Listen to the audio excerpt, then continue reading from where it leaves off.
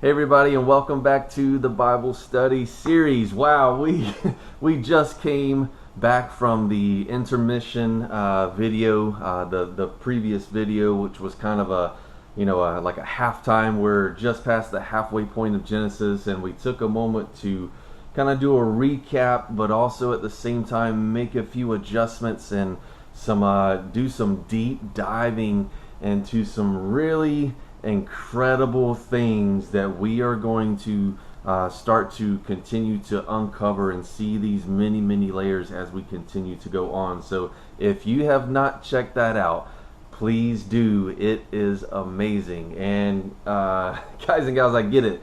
Some of that stuff is just, maybe it's the first time. If you're me, it's the first time of starting to get to that deep level of really just understanding the magnitude, just the scope and scale of things that's going on, not just with the human story, but the spiritual one. And I know it's a lot to take in. That's why I really just wanted to kind of introduce you to it.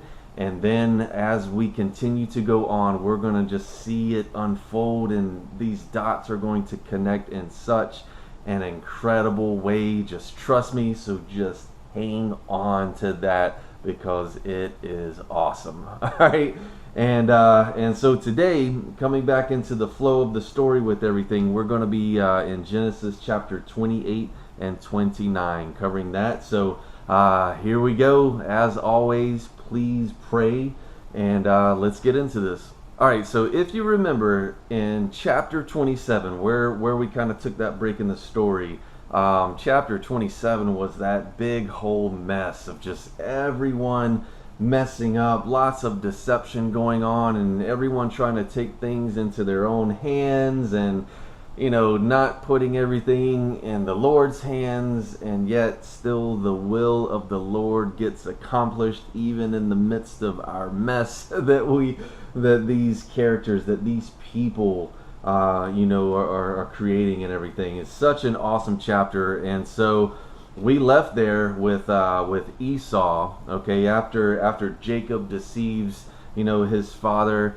Isaac into giving him the blessing of the firstborn and everything like that, with the help of his mother, obviously. Esau is out to kill him. He wants that revenge. And this is kind of where we pick up in the story, to where Rebecca, Jacob's mother, she's like, we got to get you out of here. We got to get you to safety, and here we go. All right. The crazy thing is that before Jacob leaves, his father Isaac calls him. All right, he's talking about, you must not marry any of these Canaanite women.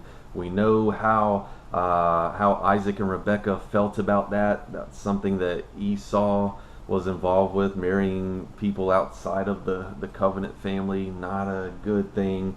And so Isaac's telling him here, you better not marry. You must not marry a Canaanite woman. So he says, instead, go to Padam Aram, to the house of your grandfather, and marry one of your uncle Laban's daughters. And if we remember that name, good old Uncle Laban, back a few chapters ago, remember the servant of Abraham went to Laban, okay, to find a wife, which was Rebekah, for Isaac, in that whole story. So check that out. Go back and check it out if you don't remember. But here we go. Jacob is going to be sent to this Uncle Laban to go find a daughter of his and marry one of them. All right. And in verse 3, check out what happens after that whole mess and ordeal in chapter 27 with the blessings and everything.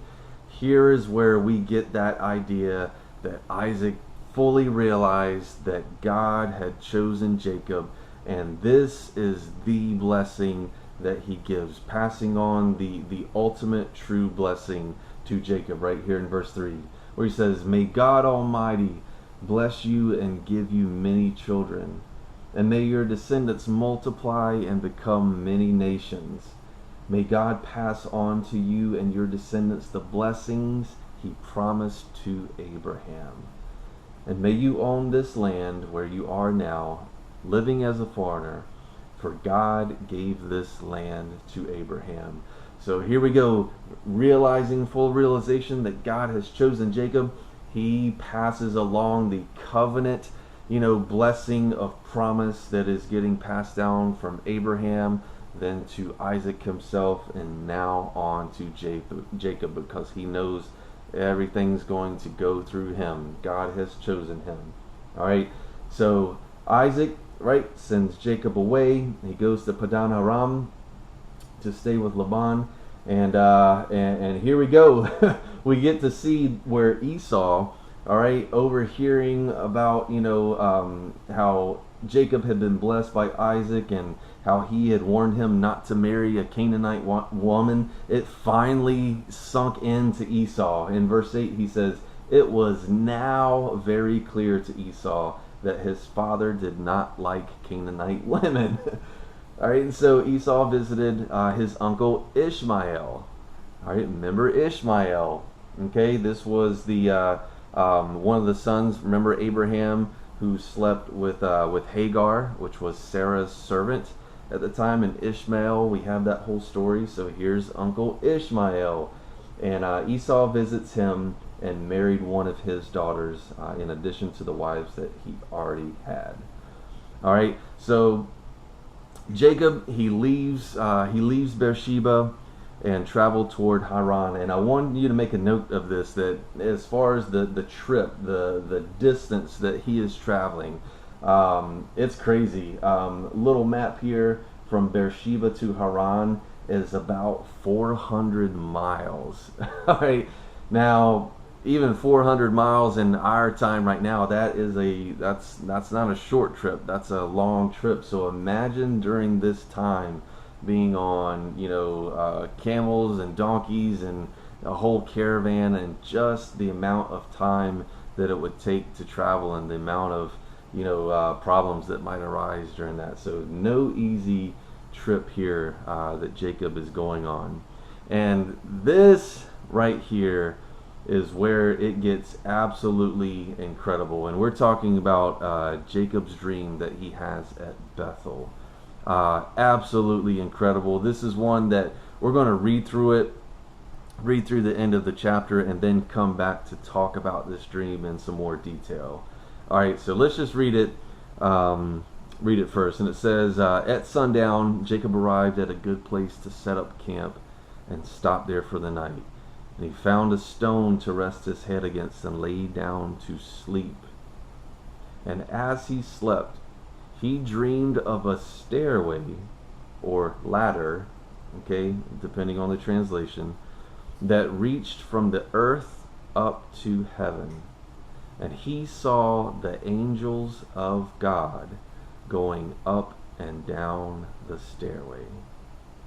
And in verse 13, at the top of the stairway stood the Lord.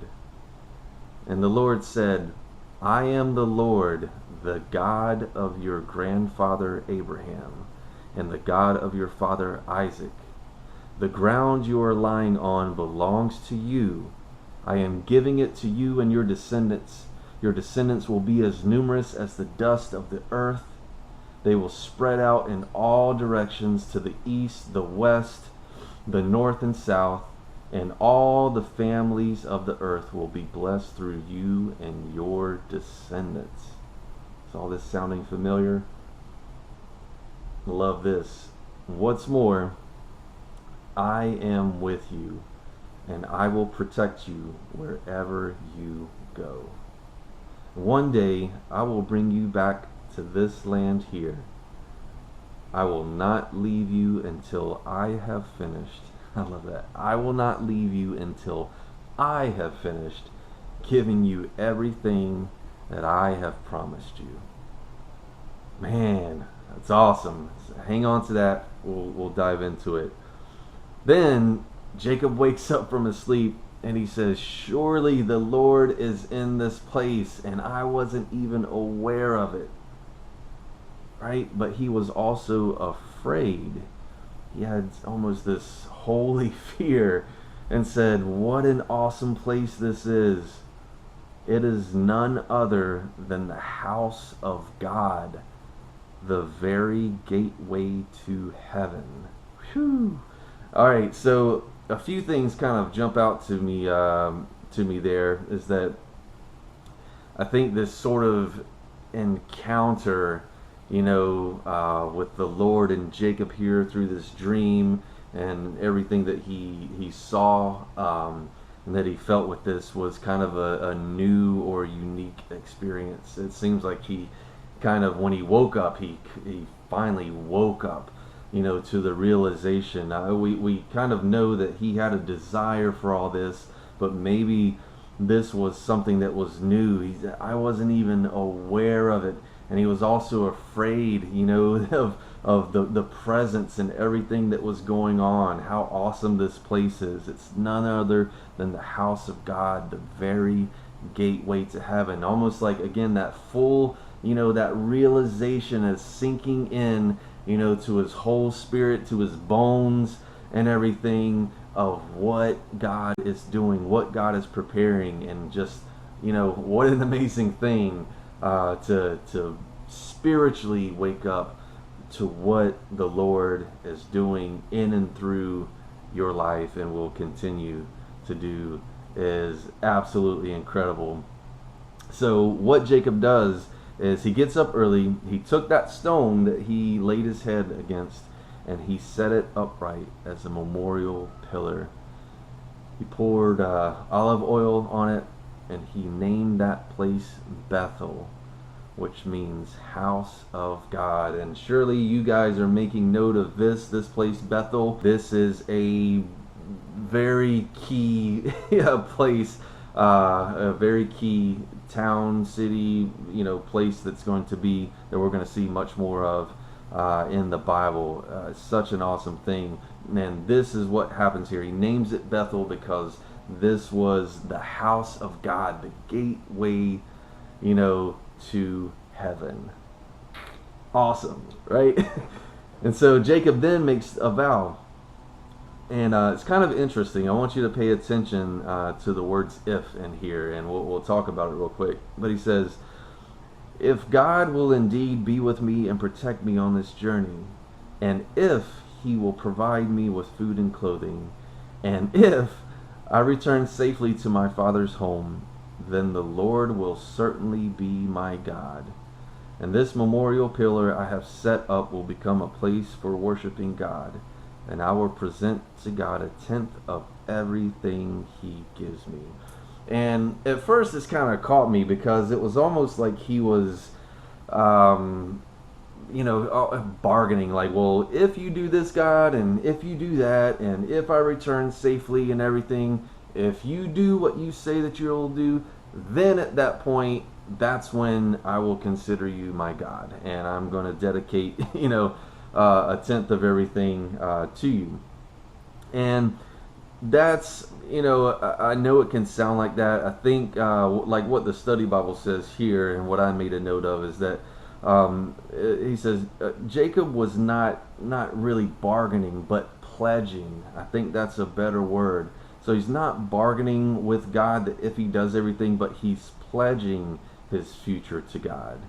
All right, he may have been saying, in effect, I love this, because you have blessed me, I will follow you. Okay?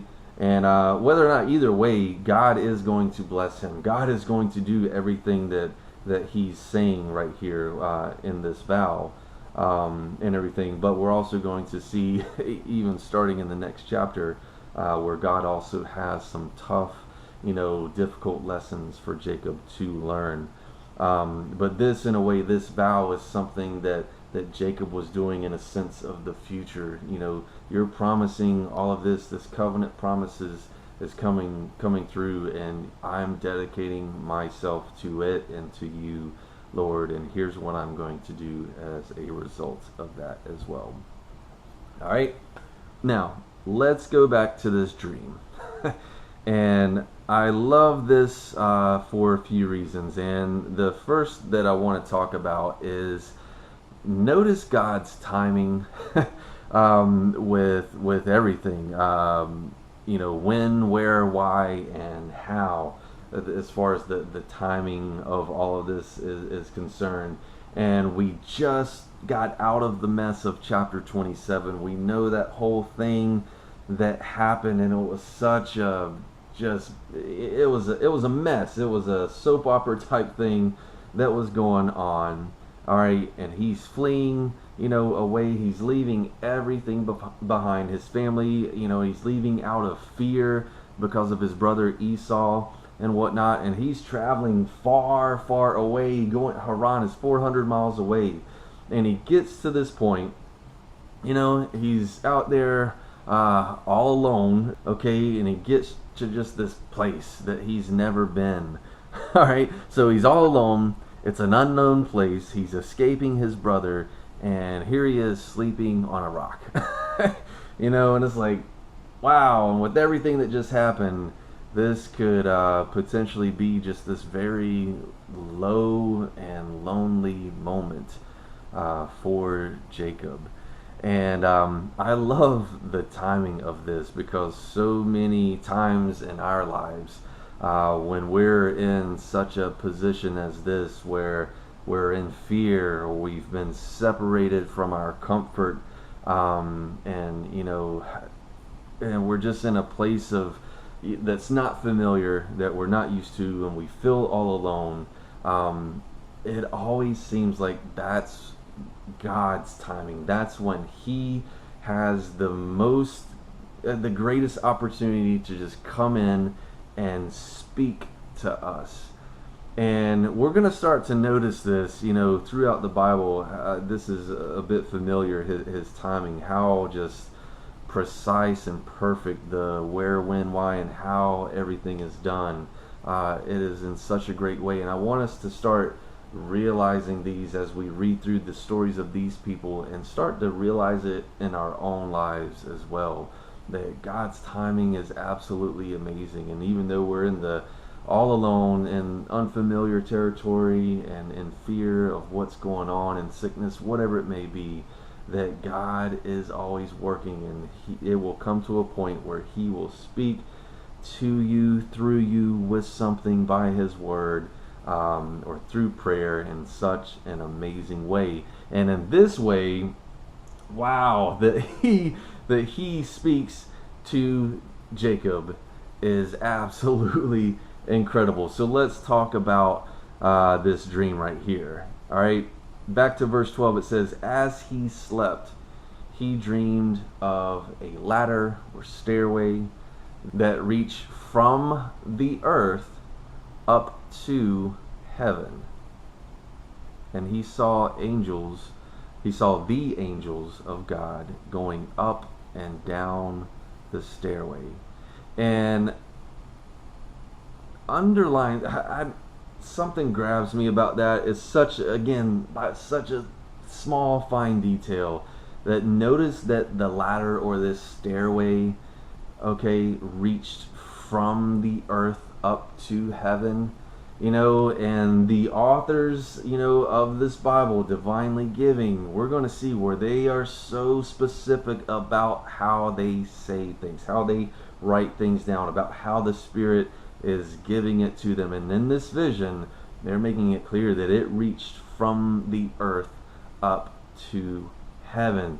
This is so awesome, and the fact that he saw the angels of God going up and down the stairway, and at the top there stood the Lord God. Right? We read through what the Lord said. So what does this mean? All right, what sense is this giving us? What is this dream all about? Obviously in verse 15, when after he's talking about the covenant promise and everything that's going to happen, he's saying, I am with you, I will protect you, and I will bring you back to this land, and I will not leave you until I have finished giving you everything I have promised. All right, so a few things that this is talking about, and the first is that God is showing the connection between heaven and earth.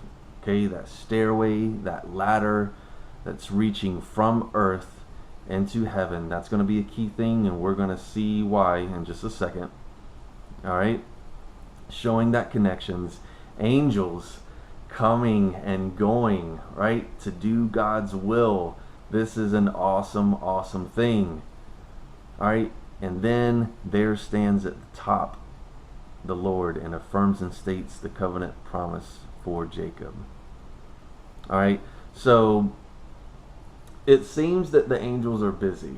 All right, if they're going up and down, it seems that they're busy, and it's almost, to me, I made a note of this, and knowing what's coming later in the rest of the Bible, this is pointing to the fact that God is working. The Lord is working, and better put, preparing. Okay, God is preparing something. And all of this, folks, I am telling you, this is all an intricate plan for salvation. It is so awesome.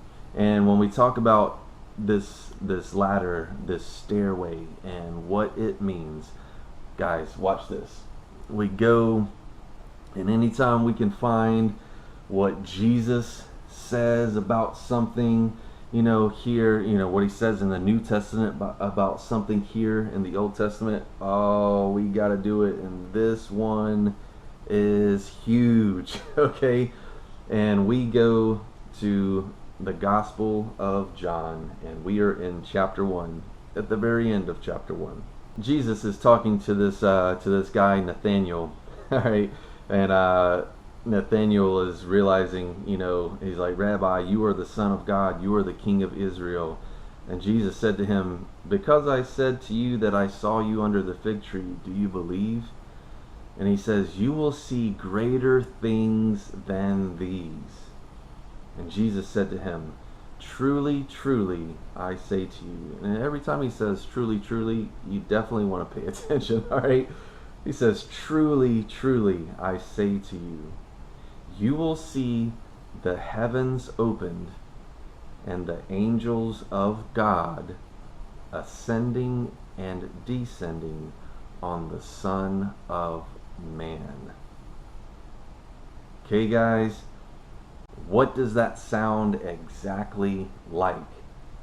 This is Jesus himself saying, truly, I tell you that you will see, you are going to see the heavens opened up and the angels of God going up and down, ascending and descending on the Son of Man.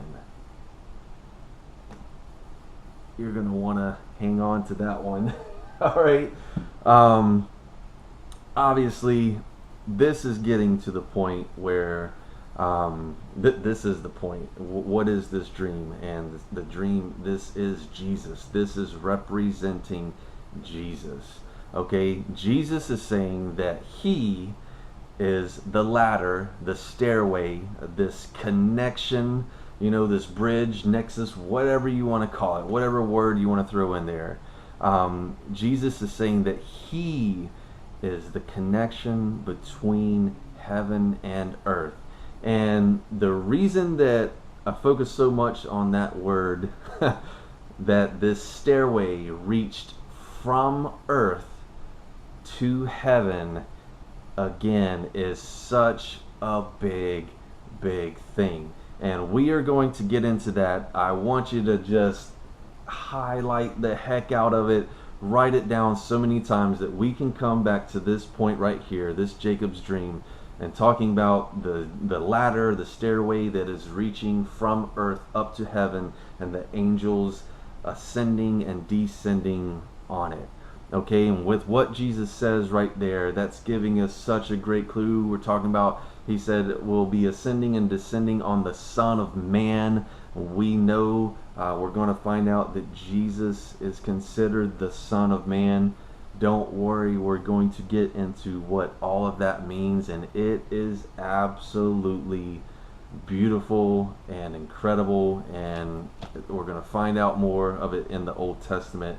Again, guys, everything points to Jesus.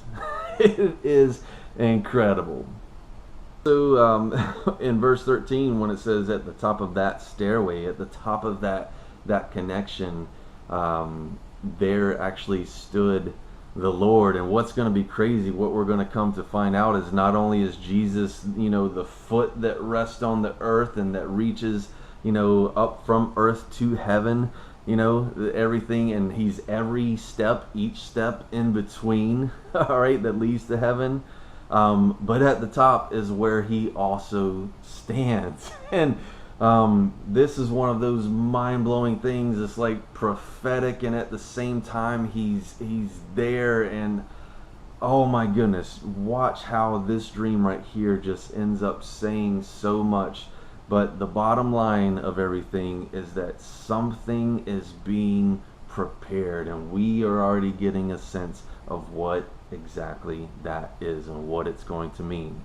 Okay, so incredibly awesome. All right, hey everybody, quick little break there that we had. I know changing everything we had yesterday afternoon, a little bit of an interruption weather-wise with a storm that came through and everything, and I think that it was at the right timing. I was just about to get started into chapter 29 of the study, but I think with this video, what we'll do is we'll stop here at the end of chapter 28, because I really want us to pay attention and really start to soak this in as far as Jacob's dream.